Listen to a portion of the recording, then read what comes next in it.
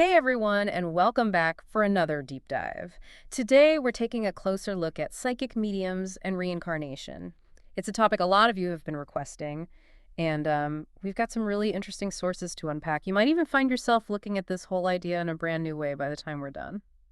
I think that's a pretty safe bet. We've got some material from Starseed Psychics, which I know you're already familiar with, Yeah. and then this blog post, The Raw Truth About Psychic Medium Readings by Master Psychic Spiritwalker.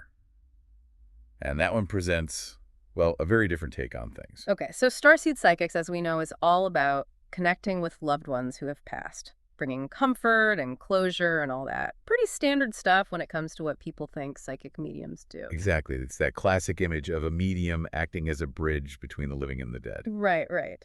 But then we get to this blog post and Master Psychic Spirit Walker throws a curveball. Like, hold on, if you believe in reincarnation, things might not be as straightforward Right. as you think.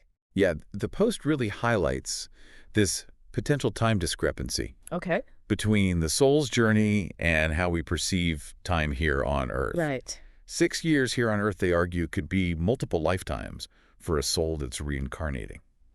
So you go to a medium hoping to connect with, say, your grandma who's been gone for a few years. But this blog post is suggesting it might not actually be your grandma on the other side anymore. That's exactly the point they're making. Yeah. And it is a provocative idea, isn't it? And they go even further, suggesting that there's actually like a limited window to connect directly with the soul before it moves on. And they give a specific time frame. 2 weeks. Yeah. 2 weeks. It's a bold claim. It really does. It forces us to think about, okay, what's actually happening in these readings? Right. The author proposes that what mediums are picking up on after that 2-week period could actually be messages left with spirit guides. Okay, so if you're trying to connect with someone who passed away years ago, you're essentially relying on a spirit guide to be a middleman. Does that make it any less legitimate? The author doesn't necessarily say that. Hmm. They suggest that it requires a higher level of skill on the part of the medium to access and interpret those messages accurately. Okay. So it might be more about the medium's ability than the legitimacy of the connection itself. So it makes you think about the different levels of like experience or ability Absolutely. among these mediums. And this is where the blog post, I think, gets even more interesting, because instead of dwelling on the potential limitations, it offers like a whole new way to think about connecting with loved ones who have passed. One that really embraces the concept of reincarnation. So rather than looking backward, Master Psychic Spirit Walker suggests we should be looking for those connections in our present lives. Did I get that right? Precisely. They argue that if our loved ones are being reborn, their souls might be closer than we think, right here among us, Yeah. just in new forms. Whoa. Okay, that's kind of blowing my mind a little. It's almost like a cosmic game of hide and seek trying to find the souls we loved. It definitely challenges our conventional understanding of connection and loss. Okay, so how would we even begin to play this hide and seek game? How do we find those reincarnated souls? Well, this is where things get really interesting. The blog post highlights these specific types of psychic readings: Okay. clairsentience, claircognizance, and clairempathy, which focus on sensing the energies of living people rather than communicating with the departed. So instead of trying to contact Grandma's spirit directly, you're looking for someone who might be her in a new life? Someone you might already know. Exactly. It's like looking for familiar energy signatures or patterns that resonate with your own soul's journey. And the author even gives like a time frame based on when the person passed away, suggesting that souls tend to reappear within a certain number of years. Hold on, a time frame based on when they passed? That's getting really specific. Can you explain that a little more? Sure. So let's say your grandmother passed away 6 years ago. The post suggests looking at the people who have come into your life in the past, let's say, 5 years. New friends, colleagues, maybe even romantic partners, and see if any of them have a certain energy and intuitive pull that feels familiar. Wow. Okay, this definitely a lot to take in. We're basically flipping the whole idea of connecting with loved ones on its head. I think that's a great way to put it. Yeah. And it gets even more interesting. According to the post, once you have a potential candidate, a skilled psychic can help verify that connection, potentially confirming a kindred soul link. So you might actually be able to have a face-to-face reunion with a loved one's soul, just in a different body. That's wild. It's a fascinating proposition. It really challenges us to rethink our assumptions about life and death and the enduring power of connection. Absolutely. I'm starting to see why you said this deep dive might change how I view this whole topic. We've gone from connecting with spirits in the afterlife to potentially meeting our reincarnated loved ones right here, right now. And that's just the beginning. There's so much more to unpack here, especially when it comes to those specific types of readings and how they might actually work. Okay, so before we get too far ahead of ourselves, let's break down those readings a bit. You mentioned clairsentience, claircognizance, and clairempathy. What exactly are those, and how would they help someone identify a reincarnated loved one? Great question. Each of these clair abilities offers a unique way to tap into the energy of another person. Okay. Clairsentience, for instance, is all about clear feeling. Uh, A clairsentient reading would focus on sensing the emotions and energy of another person, looking for echoes of the past. so if you were trying to identify a reincarnated loved one, you might feel a sudden rush of familiar emotions around a specific person. Exactly. It's like a gut feeling, an intuitive sense that there's something deeper going on beneath the surface. Okay, that makes sense. But what about claircognizance? Claircognizance is all about clear knowing. It's like receiving sudden downloads of information about a person, almost like flashes of insight or intuitive aha moments. So you might suddenly know something about this person's past or their connection to you without any logical explanation. Precisely. And often, this knowing comes with a deep sense of certainty, even if you can't explain how you know it. Wow. Okay, that's pretty incredible. So we've got clear feeling and clear knowing. What about clear empathy? What makes that one different? Clear empathy is about experiencing the emotions of another person as if they were your own. It's like a powerful form of empathy that goes beyond simply understanding how someone feels. It's about actually feeling it in your own body. So if you were interacting with a reincarnated loved one, you might start feeling their emotions, their joys, their sorrows as if they were your own. That's the idea. It's like a deep visceral connection that transcends words or conscious thought. Wow. Okay, we've covered a lot of ground already, and it's clear that this approach to connecting with loved ones through reincarnation raises a lot of questions and possibilities. Before we dive deeper into those, let's take a quick break. We'll be right back to explore this fascinating concept even further. Okay, so we're back. And I don't know about you, but my head is spinning a little bit with all these different ideas about connecting with loved ones who've passed away. It's definitely a shift in perspective. Yeah. Moving from that traditional view of contacting spirits in the afterlife Right? to considering the possibility of reuniting with them in new reincarnated forms. Exactly. And we were just talking about those fascinating clair abilities, Yes. clairsentience, claircognizance, and clairempathy Yeah. as potential ways to identify a reincarnated loved one right here in our present lives. Right. It's like using those intuitive senses to tune into the subtle energy patterns of the people around us, Okay. looking for familiar echoes of the past. I'm curious, though, what are some real-life examples of these abilities at work? Could you paint a picture of how these might manifest for someone trying to identify a reincarnated loved one? Sure. Let's take clairsentience, for example. Okay. Imagine you meet someone new, Uh-huh. and you're immediately struck by this wave of comfort and familiarity. Okay. You might even feel a sense of joy or sadness that you can't quite explain, Hmm. almost like you're tapping into their emotional history. So it's more than just like hitting it off with someone new. It's Sure. a deeper, more visceral feeling. Exactly. It's like sensing an emotional resonance Okay. that goes beyond the surface level. That makes sense.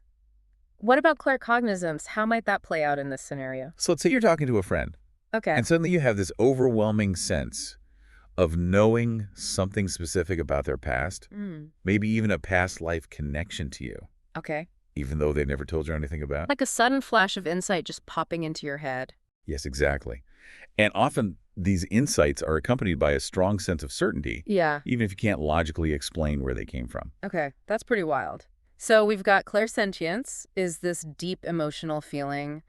Claircognizance is the sudden knowing. What about clairempathy? How would that manifest in a real life situation? Imagine you're with someone Uh-huh. and you start to feel their emotions as if they were your own. Whoa. If they're feeling joyful, you feel a surge of happiness. If they're experiencing sadness, you might find yourself tearing up for no apparent reason. Hmm. Like an energetic merging of emotions, a deep sense of shared experience. So it's like you're emotionally syncing up with them. Yeah. Even if you don't fully understand why. Precisely. And in the context of reincarnation, Yeah. this could be a powerful indicator of a past life connection. Okay. as if your souls are recognizing and responding to each other on a deeper level. All of these clair abilities seem like powerful tools for tapping into those hidden connections. But the blog post also emphasizes the importance of seeking professional verification from a psychic. Yeah. Why is that step so crucial? It's about discernment, really. These intuitive feelings can be incredibly powerful, Right. but it's important to approach them with a healthy dose of skepticism, too. Yeah. It's easy to get caught up in the excitement of a potential connection, I can imagine. especially if you're longing to reunite with a loved one. So it's about making sure you're not projecting your own hopes or desires Yes. onto the situation. A reputable psychic can help you validate those feelings, offering an objective perspective Okay. and ensuring you're not misinterpreting the signals. So they're like a guide helping you navigate Yeah. this complex and potentially emotional terrain. Exactly. What if they do confirm a connection? What happens then? Well, that's where things can get really interesting. The blog post suggests that confirmation from a psychic could pave the way for an actual face-to-face reunion with your reincarnated loved one. Wow. So you're not just sensing a connection. Right. You're actually meeting them in their new form. Right. It must be an incredible experience. It's certainly a bold claim, Yeah. but it's aligned with the core idea of reincarnation. The idea that souls return to this earthly plane in new bodies, continuing their journeys and weaving these intricate tapestries of connection.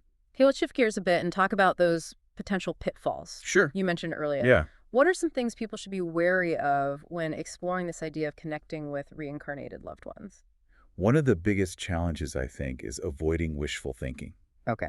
It's easy to get so focused on finding a particular soul Right. that we overlook or misinterpret the subtle cues we're receiving. So we might see what we want to see, Exactly. even if it's not really there. And that's why it's so crucial to approach these explorations with an open mind and a discerning heart. Okay. Don't be afraid to question your own assumptions and biases. That's good advice for any kind of spiritual exploration, really. Right. What are some other potential pitfalls? Another challenge is the potential for self-doubt. Hmm. It's one thing to feel a connection, Right. but it's another to fully embrace the idea that the person standing in front of you Yeah. might be the reincarnation of your grandmother Right. or your best friend from a past life. It's a big leap to make. It is. And I imagine it can be pretty overwhelming. Yeah. What advice would you give to someone struggling with that kind of doubt? I would say trust your intuition. Okay. If you feel a deep resonance with someone, if you sense a familiarity that goes beyond logic or explanation, don't dismiss those feelings. Explore them, journal about them, meditate on them. So it's about honoring those intuitive whispers. Yes. And allowing them to guide you. Exactly. And remember, the journey of spiritual exploration is just that journey. It's about trusting the process, being open to new perspectives, Yeah. and allowing yourself to be surprised by what you discover. That's such a great reminder. Okay, so we've talked about the potential pitfalls. Yeah. But what about the potential benefits? What are some of the positive outcomes of exploring this idea of connecting with reincarnated loved ones? One of the most beautiful benefits, I think, is the potential for healing and closure. If you've experienced a profound loss, Yeah. the idea that your loved one's soul is continuing its journey in a new form can be incredibly comforting. So instead of viewing death as a final ending, Right. it becomes a transition, a new chapter in the ongoing story of your connection. Exactly. It's a perspective that can bring a sense of peace and hope even in the face of grief and loss. I can see how that would be incredibly powerful. What are some other potential benefits? Exploring this concept can also deepen your understanding of yourself Okay. and your soul's journey. Right. If we embrace the idea that we've lived multiple lives, it invites us to consider the patterns, the connections, the threads of experience that have woven through our many incarnations. So it's not just about connecting with loved ones. Right. It's about connecting with different versions of ourselves across time. Precisely. And that can be a profound journey of self-discovery, revealing hidden strengths, talents, and even challenges Yeah. that we might carry from past lives. This is all so fascinating. It really does make you question everything you thought you knew about life and death. Before we get too deep into the existential rabbit hole, let's bring it back to something a little more practical. Sure. Let's say someone is really intrigued by this idea and wants to start exploring those potential connections with reincarnated loved ones. What are some concrete steps they can take? That's a great question. The first step is to really reflect on your own beliefs about reincarnation. Okay. Does it resonate with you? Does it feel intuitively true? So it's about checking in with your own inner compass Yes. before diving into anything too specific. Exactly. Once you've established that foundation, Uh-huh. you can start exploring those potential connections in your present life. Okay. Think about the people who've entered your life in recent years. Hmm. Are there any individuals who evoke a sense of deep familiarity, Yeah. a feeling that you've known them before? So it's about paying attention to those intuitive nudges, Right. those gut feelings that tell you there's something more to Exactly. a particular relationship. Precisely. Hmm. And once you've identified some potential candidates, Okay. you can explore those connections further. Uh-huh. Pay attention to your dreams, your intuitive insights, any synchronicities that Yeah. might arise. So it's like becoming a detective of the soul, Yes, piecing together clues from your subconscious and the world around you. that's a great way to put it. And if you feel drawn to it, you can always consult with a reputable psychic Yeah. who specializes in reincarnation. Okay. They can help you validate those feelings and provide additional insights into those potential past life connections. So it's about combining your own intuitive exploration Yeah. with the guidance of a trusted professional. Exactly. And remember, this is a deeply personal journey. Right. There's no right or wrong way to do it. Yeah. It's about trusting your own intuition, honoring your own pace, and being open to the mysteries that unfold along the way. That's such a beautiful message. It reminds us that ultimately this is about connection. Yes. Connection with ourselves, connection with our loved ones, and connection with the greater mystery of life itself. Beautifully said. And sometimes the most profound discoveries are made when we allow ourselves to step outside of our comfort zones and embrace the unknown. Okay, so we've covered a lot of ground here. We've explored the concept of connecting with reincarnated loved ones. We've talked about the potential pitfalls and benefits, and we've outlined some practical steps people can take if they're interested in exploring this idea further. Before we wrap up this deep dive, I want to touch on one final point that Master Psychic Spiritwalker made in their blog post. Please do share. They emphasize this idea of messages from loved ones, messages from spirit guides, Right. but they also pose this really thought-provoking question.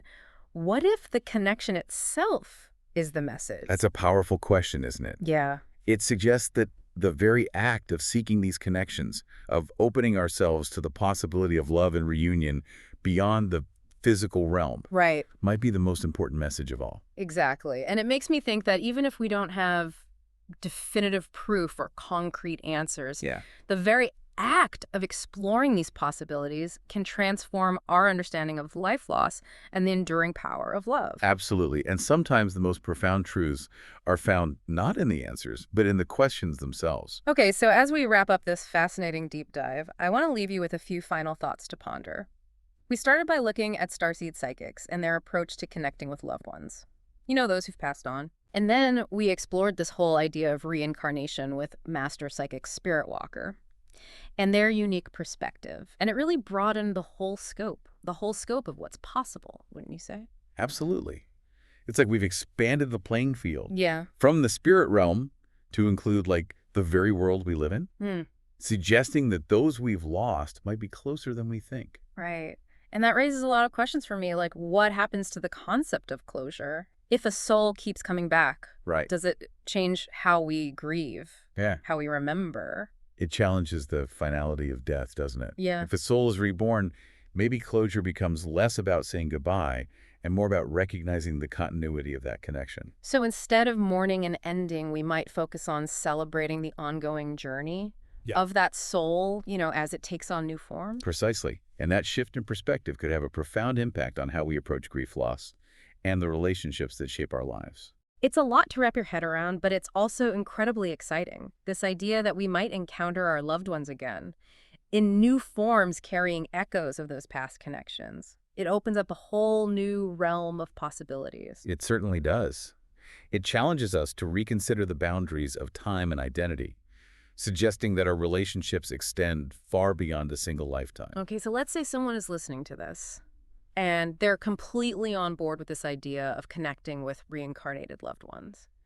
What would you say to them? Where should they go from here? I would say start by listening to your intuition. Pay attention to the people who draw you in, who evoke a sense of familiarity or resonance. Explore those connections.